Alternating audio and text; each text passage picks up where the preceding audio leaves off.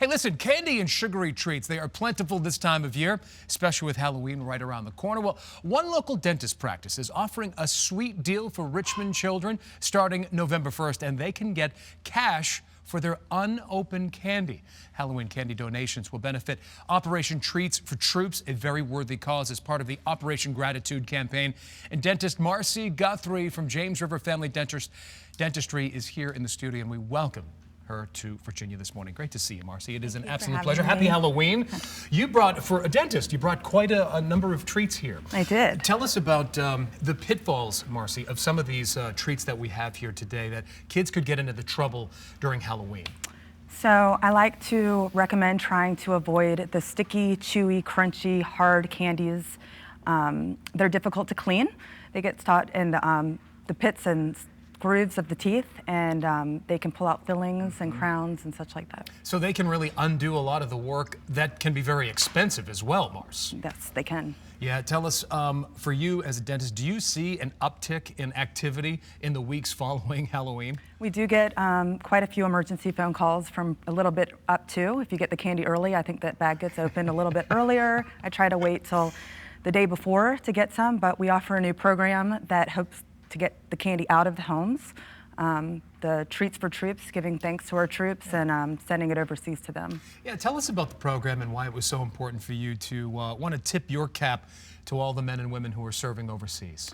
So moderation is key, and when you bring home a full bag of candy after Halloween, it's hard to moderate the sugar intake for yourself and your kids. So we've opened up this Treats for Troops program where we pay $1 per pound of candy. I like for the kids to write thank you notes to the troops as well. And then we send toothbrushes and toothpaste with the candy along so that they can clean their teeth as well. Do you really? Yeah. Well, I guess you are a true dentist, so you're sending the toothpaste and toothbrush. Is it difficult for children to part with their candy? Because a lot of times they get very territorial with their candies. Absolutely. I was having the conversation with my daughter this morning that we were going to donate it, and she said just a little bit because, you know, the rest is for her. But having the mother of being a dentist, you know, prevention is key. So I said it's for a good cause. It's good to teach those good habits young and to give back to the troops to say thank you. Yeah, Morris, is that really important to start young? Always. Even with not just donating the candy, but also with in moderation for the candy itself. Absolutely. Home care and nutritional counseling starts as infants. Is that infants? With the parents. Well, we have to talk about the parents. You know, the candy can't be bought by the children usually. Sure. It starts with educating the parents about what's good and the best way to prevent cavities from kids. Dental decay is the most common childhood disease. Yeah, we brought along some photographs. Let's see here. What are we looking at right here? So there's decay in the two front teeth. Those are baby teeth, so they're important because they hold the space for the permanent teeth. That's more, a little bit more moderate decay, a little bit larger fillings, and you know, those teeth right there are going to need extraction. So, you know, it's really sad to see children go through having treatment, something like that. It's usually going to require sedation.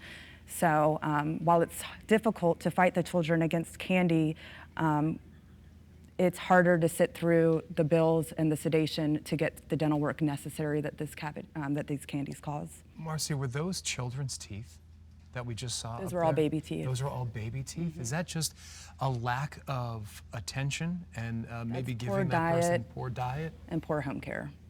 Those two go hand in hand. How often should a child be brushing and flossing? A minimum is twice a day for 2 minutes. Mm-hmm. I like to make it fun for kids, learn how to sing a song. We have Ollie at the office that we use to help improve.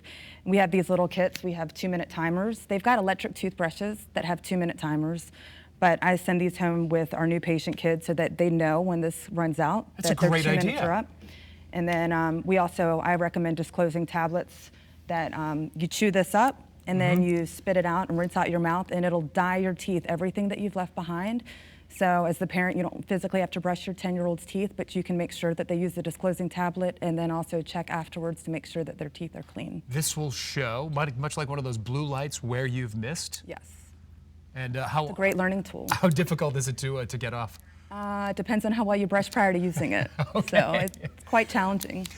This needs to be unopened candy when you drop the candy off at the office? Unopened candy, right. yes. And it's $1 a pound. That's a deal. $1 a pound and a toothbrush, and all we ask is for a thank you note to say thanks to our troops overseas. Well, they certainly deserve it. Yes. Any last bit of advice when you're walking out there? The good type of candy, if there is such a thing.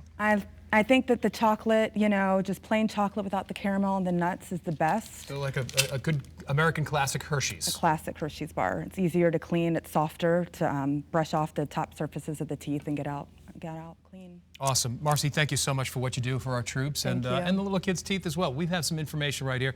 James River Family Dentistry is participating in the Treats for Troops, as you heard Marcy say, Halloween candy buyback that will benefit Operation Gratitude starting Tuesday, November 1st, right after Halloween through Tuesday, November 8th from 8 to 5 p.m. at their office at 2805 McRae Road, Suite 1A. We're going to post a link on our show website by early afternoon on WTVR.com/VTN.